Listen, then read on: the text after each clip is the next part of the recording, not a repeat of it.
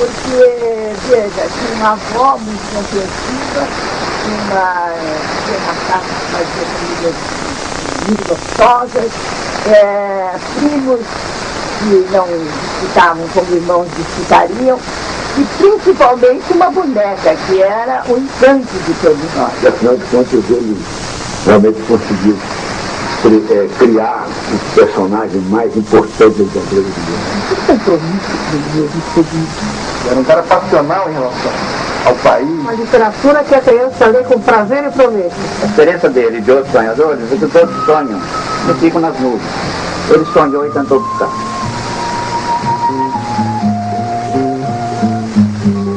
Um homem de muitas faces, mas poucos tiveram tantas quanto Monteiro Lobato. Essa é a primeira face que se conhece de Lobato. Nessa época, ele ainda não tinha o bigode e as grossas sobrancelhas, suas marcas registradas.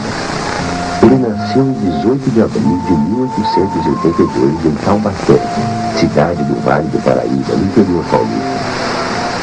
Lobato era filho de José Bento Marcondes Lobato e Olívia Augusta Monteiro Lobato, que, por sua vez, era filha do Visconde de Tremembé.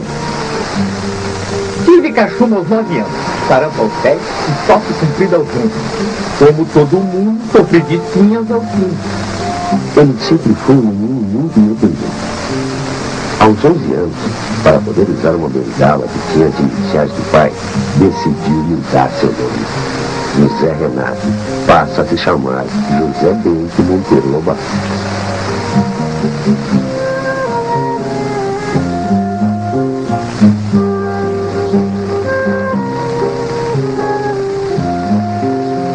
Quando ele faz 15 anos, muda-se para São Paulo. Monteiro Lobato queria fazer a Faculdade de Belas Artes, mas por imposição do avô, acabou indo para a Faculdade de Direito do Largo de São Francisco, no ano de 1900. Foi um bom aluno nos 3 primeiros anos, caiu um pouco no quarto e se recuperou no último. Na verdade, mais importante do que as salas de aula eram os corredores. Lobato fazia parte de um grupo que se autodenominava o Cenáculo, que discutia política, literatura, filosofia, tudo.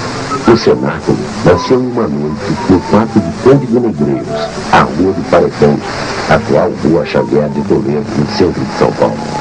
Foi uma noite de projetos grandiosos. O Cenáculo ia reformar o mundo e modificar as leis do universo. Mas não havia surgido uma ciência e uma filosofia inédita.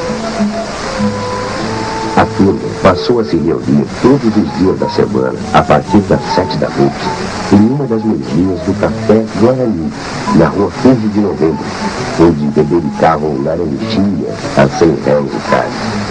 Laranjinha era uma bebida feita com aguardente de cana perfumada com casca de laranja. O quartel-general do pessoal do Cenáculo era um chalé no Belenzinho. Chamaram o lugar de Minaí. De lá, eles enxergavam os novos tempos que iam surgindo. Desde o início do século, tudo estava mudando rápido. O país havia abolido a escravatura e passado da monarquia à república. Haviam inventado o avião, o carro e o futebol. Era o começo do mundo moderno. O Brasil, que vivia Lobato, tinha 17 milhões de habitantes. E a industrialização começava a tomar impulso com a chegada de mão de obra imigrante. O Minharim era também o nome de um pequeno jornal em Pindamonhangaba, feito pela turma do Cenáculo. O Minarete foi um perpétuo escândalo na pacatez de Pindamonhangaba. Era um jornal sujo, inteiramente fora dos padrões de um jornal do interior. Escrevíamos para nós mesmos, para brincar uns com os outros, e o povo da cidade ficava tonto com aquelas coisas. Nas leituras, Lobato vai passando de pensador em pensador. Começa pelo Leblon, vai para Auguste Comte, pula para Herbert Spencer e chega em Nietzsche, o seu favorito. Não fiz na vida outra coisa senão trilhar o conselho nietzscheano, indiferente a censuras, ou aplausos ou a interesse. A função desse filósofo em minha vida foi sempre devolver-me a mim mesmo. Aprendi mais estilo em Nietzsche do que em todos os franceses. Flaubert é o estilo capurano. Nietzsche é o estilo capricho, pula em vez de caminho. Era um homem formado pelo pensamento positivista, mas que foi profundamente tocado pelo pensamento de Nietzsche, que era o do homem que constrói o seu destino.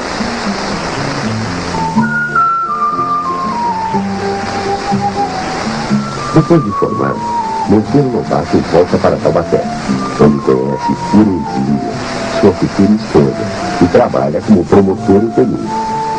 Lobato sente saudade da cidade grande, mas acaba mudando para uma ainda menor, Areias, cidade paulista na divisa com o estado de Rio, onde você prometeu. Os dias aqui são longos e muito curtos.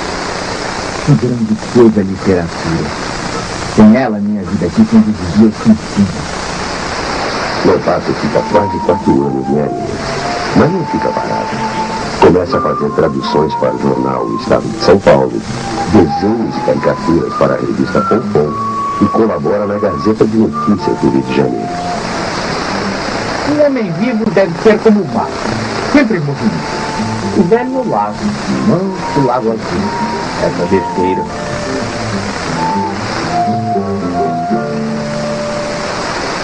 Em 1911, quando morre o Visconde de Canindé, Lobato vai cuidar da fazenda do avô em Taubaté. Mas as terras da fazenda estavam enfrentadas e o dinheiro mais ia que queria. Na convivência diária com os caboclos, Lobato se espanta do quanto eles desrespeitam a natureza. Ele viu que um dos principais males da agricultura são as queimadas, que com o tempo acabam por esterilizar o solo. Escreve então um violento artigo no jornal O Estado de São Paulo, chamado Uma Velha Praga. E a matéria alcança inesperada repercussão. Um mês depois, em 23 de dezembro de 1914, ele escreve outro artigo bombástico, Urupês. Vida da crise, da febre, do Vale do Paraíba. Ele percebe formas muito arcaicas de organização da vida econômica, da vida social. No artigo Urupês nasce o Jeca Tatu, personagem que ficou conhecido em todo o Brasil. O Jeca é um bichinho feio, magruto, arisco, desconfiado, um jeito de gente. É um sacerdote da grande lei do menor esforço. Lobato diz que um dos culpados pela situação do Brasil é o caipira indolente. Mas não reclama apenas como um fazendeiro que tem prejuízo. Reclama como brasileiro que quer ver o seu país se desenvolver. Depois do sucesso dos dois artigos, surgem vários convites para que ele escreva em jornais e revistas. Mas se a literatura ia bem, a fazenda nem tanto. Lobato acaba vendendo as terras de mentira e volta para São Paulo com Terezinha, os filhos Marta, Edgar e Guilherme, já crescidinhos, e Ruth, a última filha do casal, prestes a completar 2 anos. Ele vive a sua primeira crise, os seus embates com o mundo rural, o arcaísmo do Vale do Paraíba. Arcaísmo que veio até pouco tempo, tá? Cidade Morta, Militeiro, toda essa literatura é um documento fortíssimo. A nossa literatura é feita na cidade por gente que não entra no campo com medo de se escapar.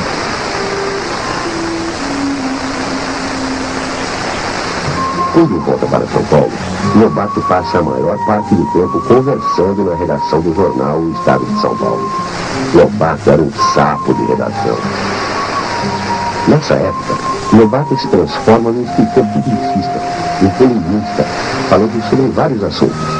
Um deles foi a invasão de palavras estrangeiras, na verdade, um pretexto para discutir a identidade nacional. Quem de sede, no basto, achou, coquetel, vermute. Quem de fome, dão os santos. Sou mais um bonde? É. Mas o cinema é odão. Ele queria uma língua pura, uma língua que ele disse, o linguajar do povo, e discutível também, uma linguagem culta, não uma linguagem completamente ou acaipirada ou estrangeirada. Em outro artigo, ele defende que se use elementos do folclore brasileiro nos cursos de arte, especialmente no Liceu de Artes de Ofícios. Temos caiporas, boitatá e tantos outros monstros cujas formas nenhum artista procurou. Principalmente aquele sacrizinho fascista. O artigo de Lobato foi sucesso. Animado com essa repercussão, ele lança através do jornal uma enquete sobre o fascismo. Chega em muitas cartas de Minas Gerais, do estado do Rio e do interior de São Paulo. E ele acreditava piamente na descaracterização da cultura brasileira, uma infância estrangeiramente concentrada, sobretudo em São Paulo, né? Um período ainda muito forte, por exemplo, dos estrangeiros. E ele acreditava, então, que a nossa língua, os nossos hábitos, os nossos costumes, os nossos folclores estavam desaparecendo quando exista essa influência. Lobato dizia que, para compreender a alma do povo, nada melhor do que conhecer seus costumes, suas lendas e suas culturas. E nisso, em 1917, ele lança, através de um Estadinho, que era a versão vespertina do estado de São Paulo, um inquérito sobre o fascismo, convidando todos os leitores a colaborar com informações sobre isso que ele chamava de grande genuinamente nacional. O fascismo claramente ele era figurado, era representado com atributos demoníacos, claro. Por exemplo, a representação gráfica dele, o próprio inquérito que traz na capa é de um adulto, e não de uma criança, de um garoto. Ele tinha suceitos que foram eliminados simplesmente pela mídia. Ele tinha um ser muito forte de encontro, e o vinculavam a uma origem demoníaca, e tocavam um bastão, que sempre traduzia na expressão agressiva, muito forte. O Saci virou assunto da moda. Ele se transforma em garoto propaganda de vários amigos, e são feitas polcas, valsas e tangos sobre ele. Lobato, então, com 35 anos, lança seu primeiro livro, uma seleção de depoimentos polidos sobre o Saci, um livro que ele não assina. Minha estreia literária será um livro não assinado, escrito com material dos outros. Alguns meses depois, lança mais 2 livros, Urupês e Problema Vital. Começou com um livro chamado Urupês, que foi um dos livros de maior sucesso da história do livro no Brasil. A denúncia das limitações do homem brasileiro, né? O Urupês. Então, ele foi um homem, desde o início, muito preocupado com a conscientização da criança, a conscientização do homem em relação à sua própria realidade humana e o seu papel dentro da sociedade. Urupês é um livro de contos e alcança grande sucesso. Sua primeira edição foi escrita em 2008. Problema Vital é uma série de violentos artigos sobre saúde pública. Lobato não foi mais a culpa da indolência do Jeca Tatu na sua natureza genética ou racial, mas sim na falta de condições de higiene e saúde. Eram pessoas que estavam doentes. Como Euclides da Cunha, o sertanejo, que ele foi lá para ver aquela gente, de repente o sertanejo forte. Está descobrindo o quê? Mas é uma emergência do povo no estado do Brasil. Pena termos um país de água tão forte. Não era possível fazer assim. Se houvesse mais compreensão, mais cultura universal, mais ciência, mais eficiência.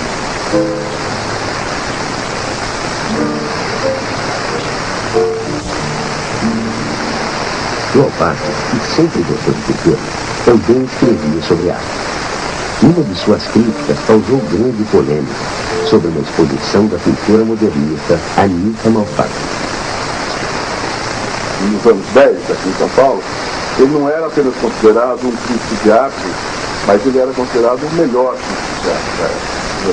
Porque essa sociedade, esse ambiente cultural onde ele desenvolveu o trabalho dele, o considerava como tal. E ele tinha propostas muito concretas sobre a arte brasileira. A primeira coisa que eu vejo na exposição do livro, de dependência do Lobato, me parece que eu acho que é uma exposição de arte. Ela foi junto com os padres, nós temos padres de amigos americanos que trabalhavam na mesma escola que ela estudou. Essa de dizer assim, você tem uma coletividade que está tentando implantar uma nova arte.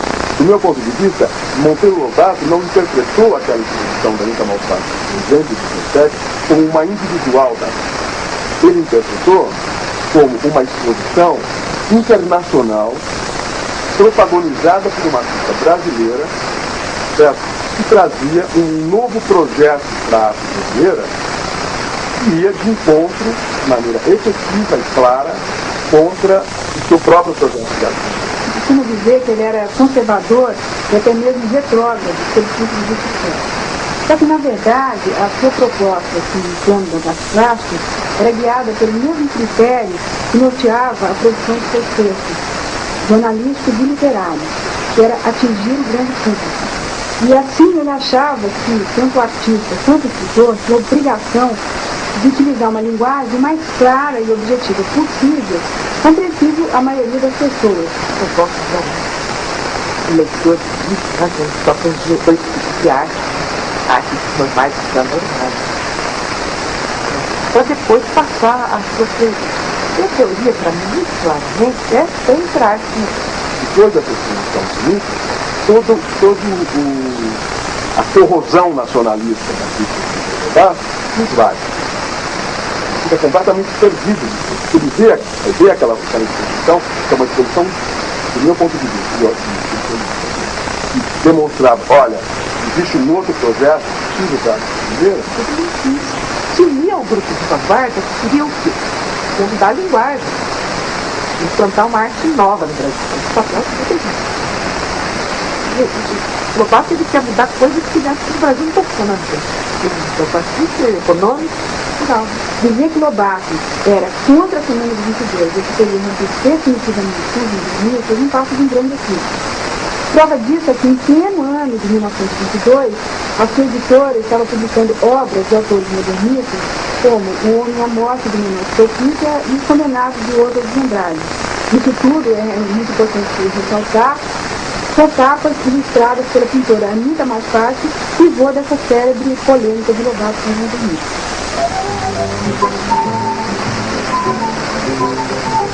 Outra das faces de Lobato é a de editor. Em 1918, com o dinheiro da venda da fazenda, ele compra a Revista do Brasil, uma publicação mensal de artigos e contos. A sede da redação da revista logo virou um lugar frequentado por escritores e livreiros. De manhã ainda dava para trabalhar, mas à tarde a sede se transformava num clube. Ele fez a Revista do Brasil com os melhores escritores da época e fez 113 números, uma revista que chega a 113 números, não é comum mesmo hoje em dia. Houve a Mendy, mas fora disso, nenhuma revista de literatura atingiu essas proporções. Nessa época, Lobato publica seus primeiros livros e eles fazem sucesso. Ele então resolve abrir uma pequena editora. O negócio vai crescendo de modo que já estamos montando oficinas próprias. Ontem chegaram de Santos 40 toneladas de papel. Da Mestre Literatura tonelada. Em 1920, nasce a Monteiro Lobato e Companhia, uma empresa que iria revolucionar o mercado editorial brasileiro. Eu considero que na história do Brasil houve editores revolucionários, os verdadeiros inovadores, e o Lobato foi um deles. Esses são os editores que abriram as portas, que criaram o mercado. Muitos dos livros do Brasil iam para Lisboa, poucas, só para Paris, para serem editados, pela Lelo Irmãos, pela Gabriel. Ele inventou essa coisa maluca de mala direta. Ele trouxe, eu diria, a convicção da importância de popularizar o livro e teve a coragem de fazer edições como até então ninguém tinha.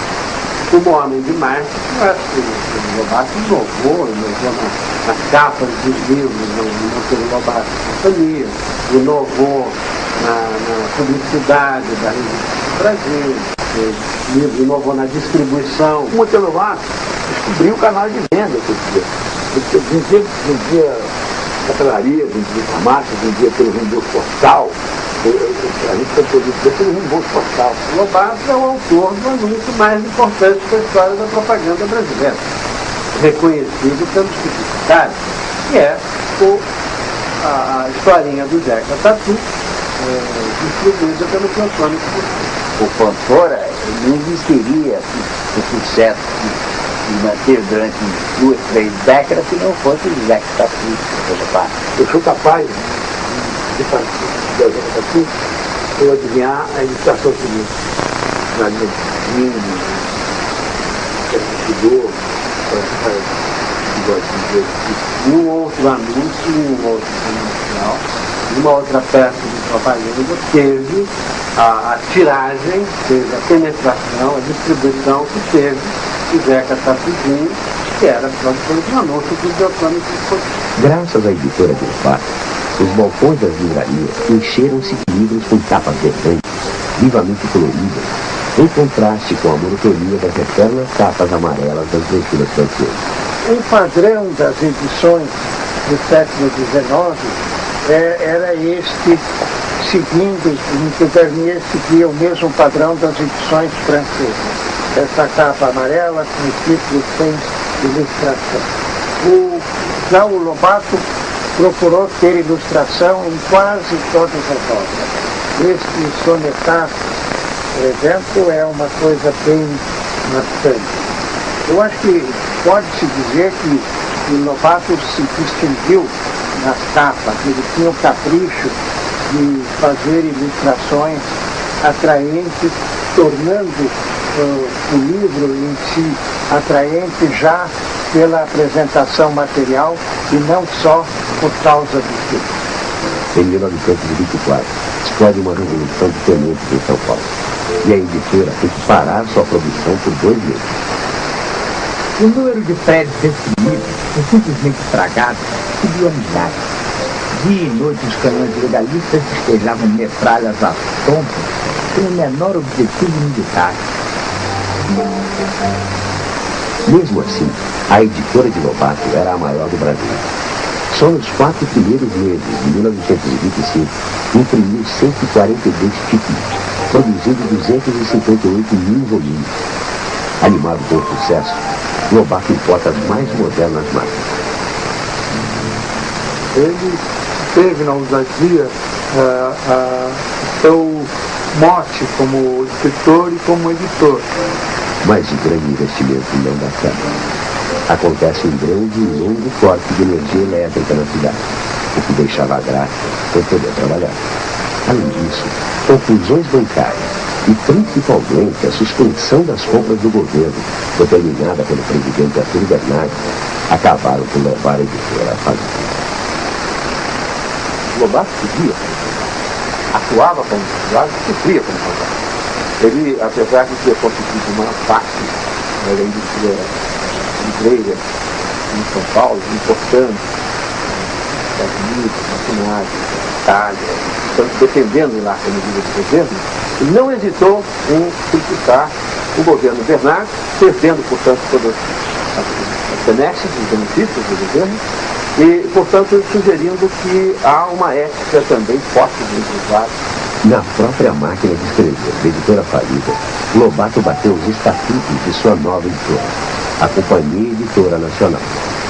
O primeiro livro veio logo em novembro de 1925, Meu Cativeiro entre os Selvagens do Brasil, de Hans Staden, livro publicado em 1557, e que foi, por coincidência ou não, o primeiro que escreveu sobre o Brasil. A nova editora publicava de tudo, desde o tradicional Vicente de Carvalho até o menor Benfica e Guilherme de Almeida, passando por gramáticas e livros do próprio Lobato. A falência tinha ficado para trás. A Companhia Editora Nacional está crescendo numa versão. Esta vez sai uma casa de cimento armado que desafiará todos os ciclones.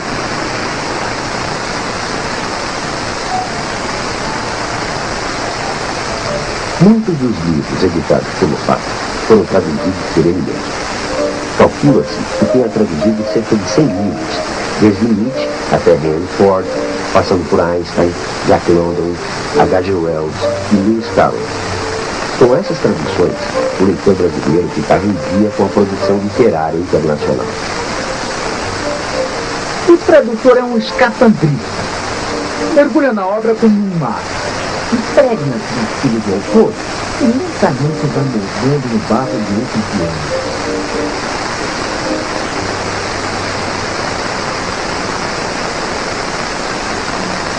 De certa forma, Monteiro Lobato não foi um, mas vários. Foi jornalista, advogado, fazendeiro, polemista, cientista, pintor, adido comercial, editor, tradutor e até empresário do petróleo. Mas o Monteiro Lobato mais conhecido é o autor das histórias do Sítio do Pica-Pau Amarelo. Muitos se lembram de seu primeiro contato com os livros infantis de Lobato. A primeira lembrança de contato com a literatura de Lobato é a primeira lembrança com a literatura. Então, acho que aquele prazer, aquela diversão que a literatura pode trazer, muitas vezes o primeiro a mostrar isso para os jovens é o Lobato, foi o Lobato em gerações anteriores, tem que continuar sempre. A primeira lembrança que eu tenho do Lobato é uma fileira de livros vermelhos na casa da minha mãe. Como Lobato, eu sou caipira do interior de São Paulo, que zerava. E passavam os viajantes vendendo coleção de livros. Eu me lembro que a minha mãe comprou 2 coleções, a Basta, que era fundamental, e o Lobato. Porque minha mãe, que andava de livraria, porque os livros ela gostava muito, ela comprou os primeiros livros do Lobato e deu para nós antes de nós pegássemos ler.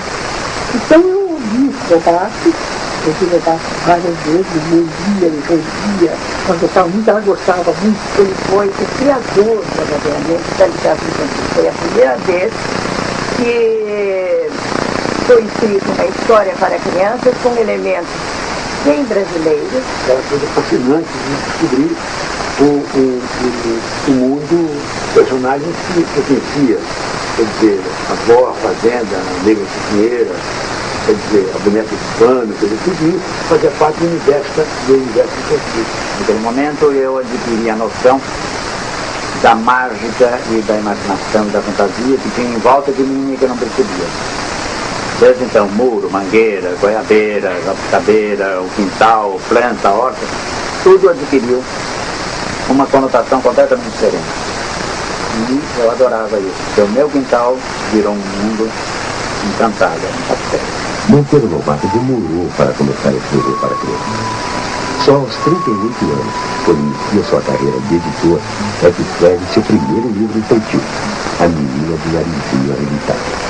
Ele, cansado de elaborar textos para montar uma sociedade civil, moderna, talvez com o modelo meio americano, ele, cansado disso, ele passou todo o seu diagnóstico para a literatura, sobretudo a literatura infantil. Como quem disse, é impossível realizar essas utopias com os homens, com as pessoas adultas. Então, a república dele, a república ideal, é a república das crianças. A esperança que ele votava era uma esperança para mais da criança. Esses vários adultos não querem mudar nada, quem sabe as crianças de amanhã vão mudar alguma coisa. A Menina do Narizinho Arrebitado foi a primeira de muitas histórias que acabaram se encadeando e formando uma grande saga. Eu que gosto de ser emocional, gosto disso. Eu que gosto disso. E a história infantil deve mostrar que a criança é capaz de muita coisa, que a criança não é desvalida, que a criança é capaz de discutir, de ter argumentos, de pode modificar a realidade. Eu acho que ele tocou as bases da história infantil. Ele dá um destaque especial ao nosso folclore.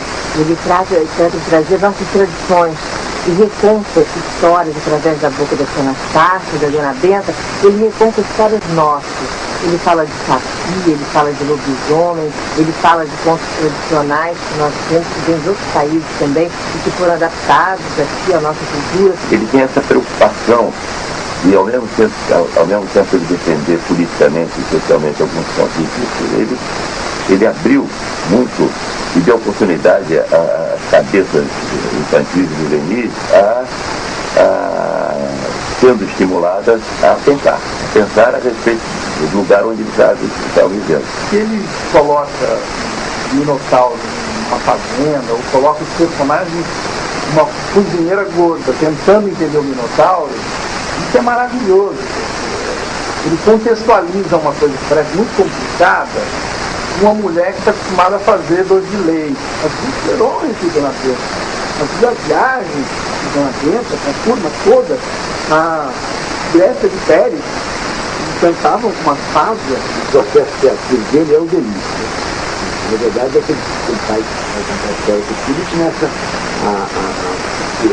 a inventar. Na verdade, até não sei se foi na Maria Machado, que ele é inventor do realismo. É possível, é uma tal naturalidade que tem esse ano, que o Borges fala, que contra a lua, ele não explica muito, ele vai e conta a lua mágica da possibilidade infinita da imaginação. Que é sobretudo saboroso. Eu acho que é muito saboroso. E nem de escritor sobre meio de tarde, próximo café com leite, robasse, e que eu ainda fumasse, tem um sabor assim de festa, né? É uma coisa gostosa de você ler, que você vai caminhando. Monteiro Lobato pra mim é gostoso. Os personagens do Sítio do Pica-Pau Amarelo tinham o poder de estimular a imaginação dos leitores como jamais ocorrera na literatura infantil brasileira.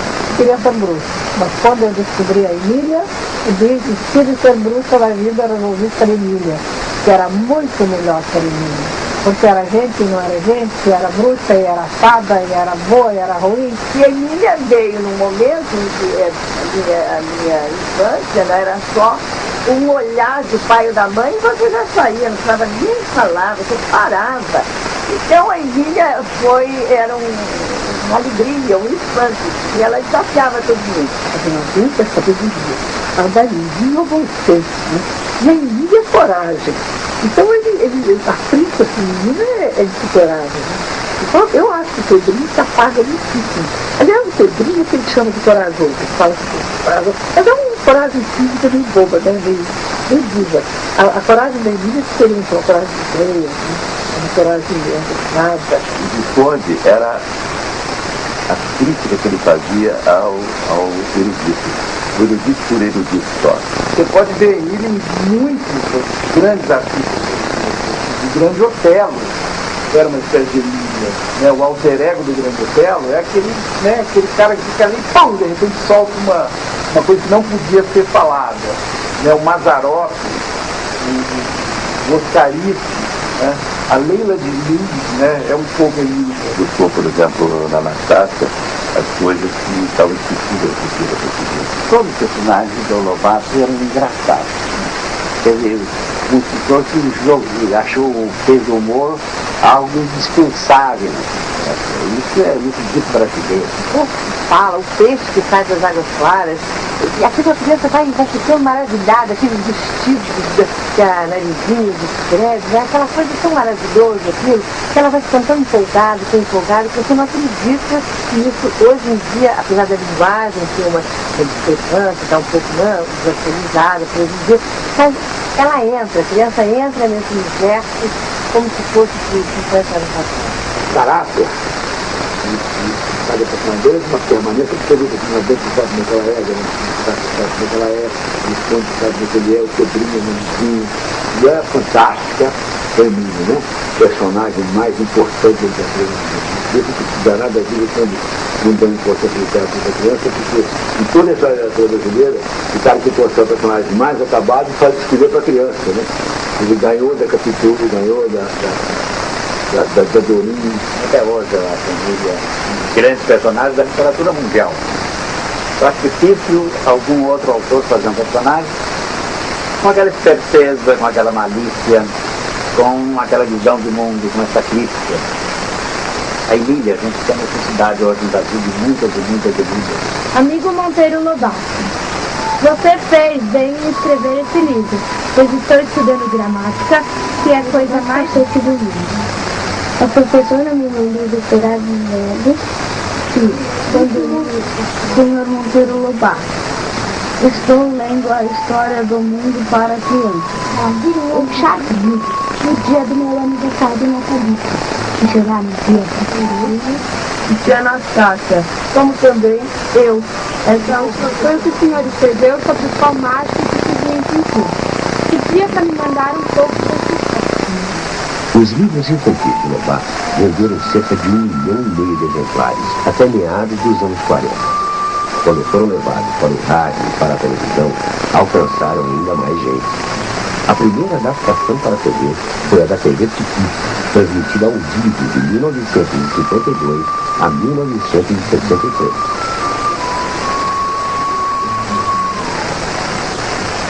Cada programa começava na estante, o Júlio tirava o livro da estante, abria, lia o título, o nome do autor, apresentava a história, depois voltava para o livro. Então, nós promovíamos o livro, nunca se vendeu tanta coleção de Monteiro Lobato, vendiam de porta em porta a coleção inteira. Tínhamos uma Emília absolutamente fantástica, a Lúcia Lambertini. Tínhamos um Visconde de Sabugosa, que era o próprio, nunca nós temos Visconde de Sabugosa, a criatura, era o Hermé Lebon. E tínhamos Pedrinho Nariz e Anastácia, que era uma senhora que criou na casa do Lobato mesmo, Benedita Rodrigues. O pessoal realmente incorporou aqueles personagens e eles duraram. Já a adaptação de sítio da TV Globo ficou no ar. A preparação dele quase 2 anos. Para você fazer exercício, montar campo. Vamos fazer um grupo de trabalho muito importante com a Unicef presente através de todas as linguísticas, de adequação linguística, com todos os psicólogos. Nós adaptávamos nesses 8 anos de trabalho histórias de Lobato que os leitores não conheciam. E supunham que a Rede Globo ou que nós estivemos inventando falsas histórias lobatianas.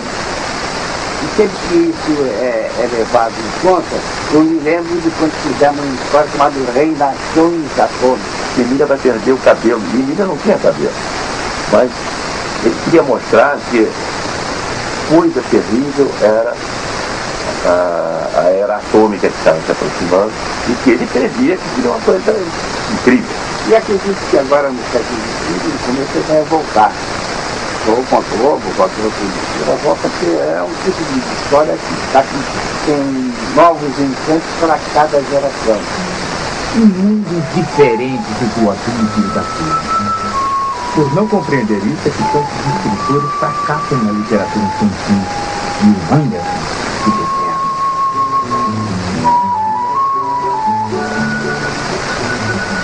No total, Monteiro Lobato publicou mais de 1,5 milhão de livros infantis entre os anos de 1920 e 1945. E a leitura de Lobato não era uma leitura sem consequências.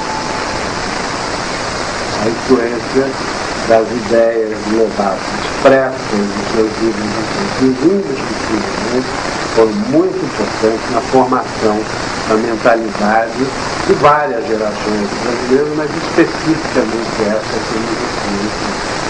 Tem uma coisa que o Lobato não admitia, era a mediocridade, a importância da criatividade. Monteiro Lobato era indiscutivelmente, antes de qualquer outra coisa, um artista. E a individualidade, a valorização da autenticidade. Na obra de Lobato, que há um conselho que ocorre muitas vezes seja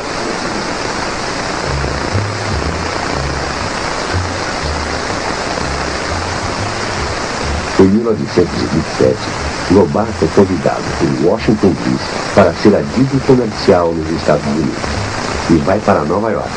Lá, dá palpites e sugestões sobre tudo. Tenta convencer o governo brasileiro a financiar uma expedição científica para a Amazônia. Fala da exploração da madeira com reflorestamento. Incentiva a exploração de matérias-primas para a produção de chicletes. Fala da vocação turística do país e da necessidade de incrementar o turismo. Sugere que desenvolva a plantação de sementes oleaginosas. Diz que deveríamos recuperar a produção de borracha, pois o aumento do número de automóveis no mundo era conversado. E fala da necessidade de pesquisar combustíveis alternativos, como o físico. Chama a atenção do Monteiro Lobato dos Estados Unidos não é essa.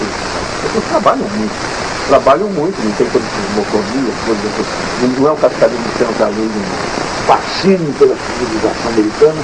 Imaginar, ele que era um país tão rico como os Estados Unidos, podia ser como os Estados Unidos, será que eles não compraram? Isso em 29, 30, e se alguém fosse realmente despertado pela ânsia do Monteiro Lobato nessa época, pela vontade, pela paixão dele pelo país, ele avançado muito. O sonho dele, vamos dizer, era expandir o conhecimento. De repente ele se apaixona pelo cinema, pelo desenho animado, né?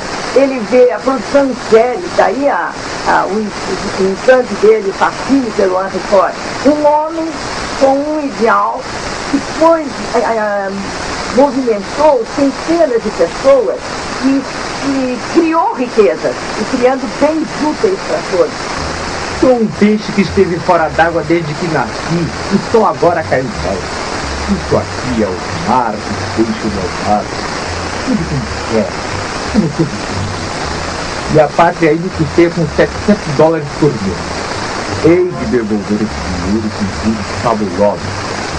Meu plano agora é dar ferro e petróleo ao Brasil. Uma das propostas mais fantásticas de Lobato, como funcionário da diplomacia brasileira, foi a de trazer para o Brasil um processo siderúrgico que requeria menor caloria e como agente redutor qualquer fonte de carbono, como madeira, bagaço de cana, palha de café ou babaçu. Mas essas ideias de Lobato esbarram sempre na burocracia, que acaba engavetando todas as suas propostas. Em 1930, Getúlio Vargas assume a presidência depois de uma curta revolução armada de 21 dias. Lobato é demitido do seu posto de poder. Ele volta para o Brasil e continua sua luta pela modernização da siderurgia brasileira. Porém, uma comissão de técnicos do governo não aprova o método proposto por Lobato. Ele fica irado e é obrigado a desistir do projeto. Essa cretiníssima comissão produziu um parecer mais indecente que o nariz deles todos juntos. Julgou uma invenção recentíssima com base no que diziam velhos livros financeiros. É o mesmo que julgar do mérito de um princípio com base no que os sábios anteriores a Santos Dumont tinham como certo em aeronáutica.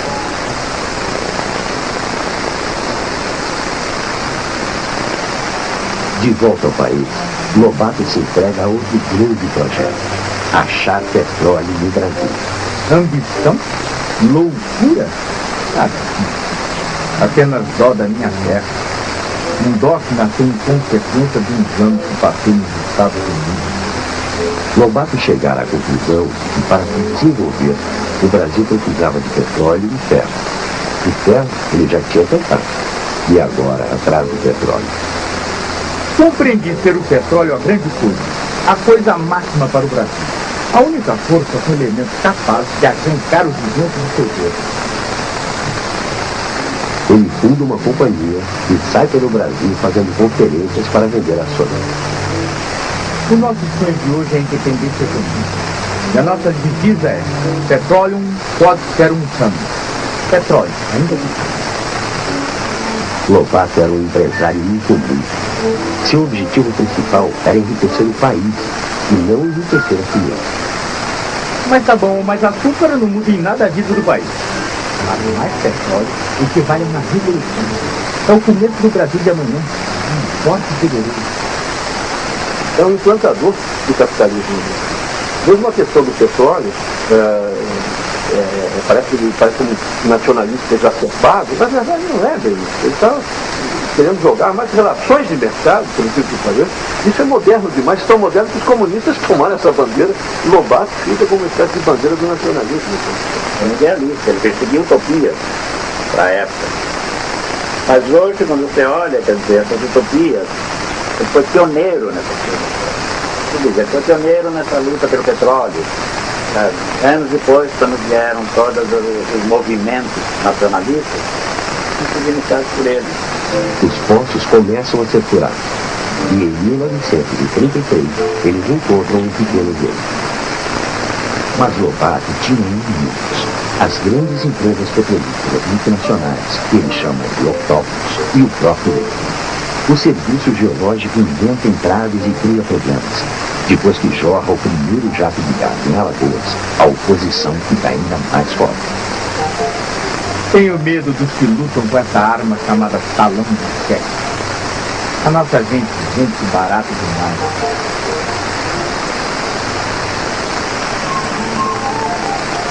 O gás do Poço de Alagoas assusta a Standard Oil e logo depois o Departamento Nacional de Produção Mineral tenta impedir que se continue a perfuração. Começa uma guerra burocrática. As coisas pioram para Lobato quando Getúlio dá um golpe de Estado em 10 de novembro de 1937.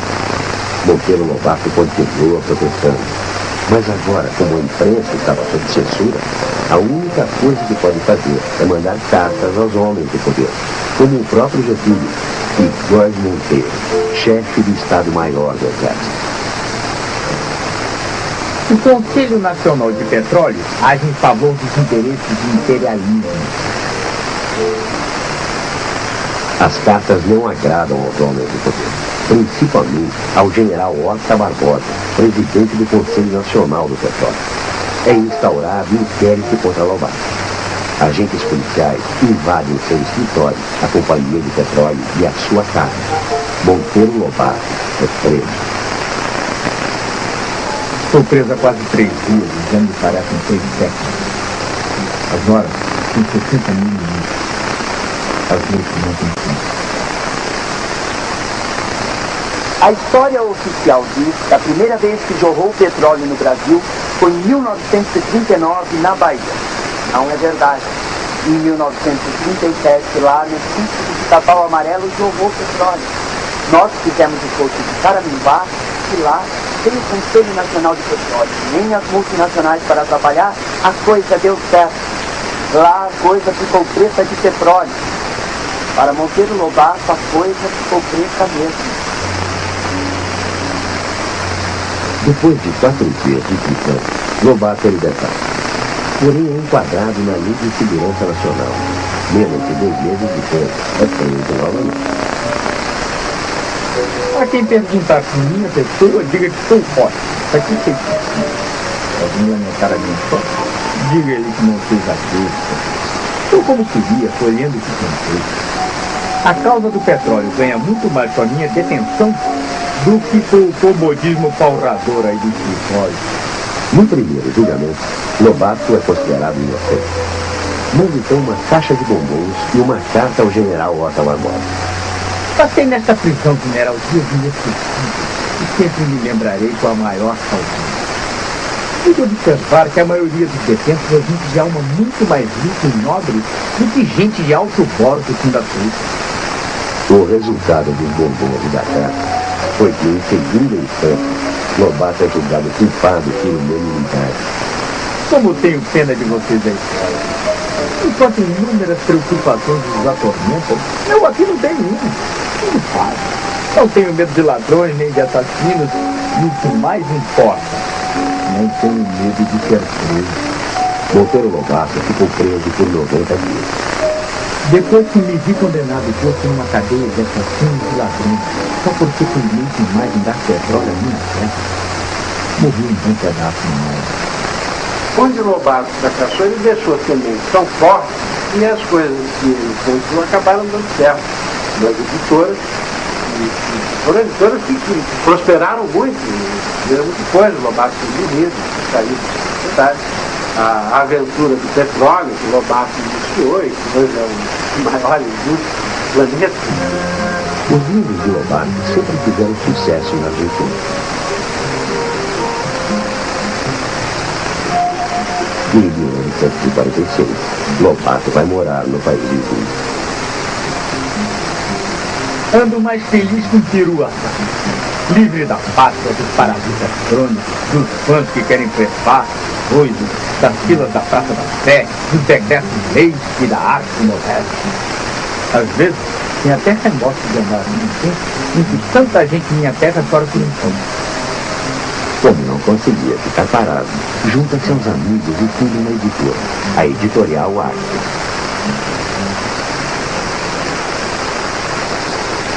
Mas ele não aguenta esse salto. E um ano depois está de volta ao Brasil. Ele desfez muito mito, talvez por isso ele foi tão fabulosamente pessimista, né? A ponto de querer emigrar para a Argentina, né? Depois que essa parte falando espanhol, era uma coisa certamente adequada, mas no fim era uma Lobato não volta no bom momento para isso. Era o tempo do governo Díaz e o Tribunal Superior Eleitoral havia votado a cassação do registro do Partido Comunista. Além disso, o Ministério do Trabalho havia fechado a Confederação Geral dos Trabalhadores. Mal chega no Brasil, Lobato protesta contra aquela situação. O governo Dutra é um estado novíssimo, onde a Constituição vai ser pendurada num cantinho no quarto de Babilar. Logo depois, o Ministério da Justiça proíbe o funcionamento do Partido Comunista em todo o país. Lobato sai em defesa da liberdade de expressão. Nessa época, tinha mais um personagem, José Brasil. Era a evolução do Zé Catati, indolente e preguiçoso, transformava-se agora num trabalhador sem terra, capaz de lutar por uma estrutura fundiária mais justa. A beleza que encontramos nas gentes e nas coisas não estão nelas. Somos nós. E a idade vai apagando. Foi o último personagem criado por Lobato. Logo depois, no dia 4 de julho de 1942, um domingo, ele morre. Talvez ele tenha morrido um pouco triste, mas na absoluta convicção de tudo que ele defendeu era certo. Um dia ele disse que não estava errado, aí sim, eu queria muito dizer, mas eu nunca disse nada. Mas em nenhum momento ele recuou sobre aquelas coisas que ele defendeu. Não, você morre no campo de batalha. Os grandes guerreiros morrem felizes no campo de batalha. Foram muitas as faces de Monteiro Lobato, mas a última, o rosto definitivo, é aquele que permanece na memória dos pequenos. O Monteiro Lobato é, acima de tudo, uma das personalidades raras da história do país mesmo. São personagens transformadores. Um grande escritor, um grande brasileiro, realmente um ídolo meu. Tinha um projeto efetivo no Brasil e que trancou a porta do gabinete e foi à luta tentar transformar o Brasil. Assim como a boneca Emília, era basicamente inconformado, inconformista. Demonstrou por toda a literatura dele de que respeitar a criança é a coisa mais importante. Um dos espíritos fecundantes da primeira metade do século. Uma biblioteca de literatura brasileira não pode deixar de ser. Finaliza as linhas para uma formação da mulher na sociedade. Um cara que botou uma fileira de livros vermelhos na minha frente e me fez mergulhar. Se eu pudesse fazer o que ele fez, se eu pudesse fazer o que ele escreveu, se eu pudesse pensar como ele pensou, se eu pudesse lutar como ele lutou, eu era outro, seria outro homem. Como homem, foi um grande brasileiro. Como escritor, ele foi um grande escritor. Agora, como escritor de geração infantil, foi modesto.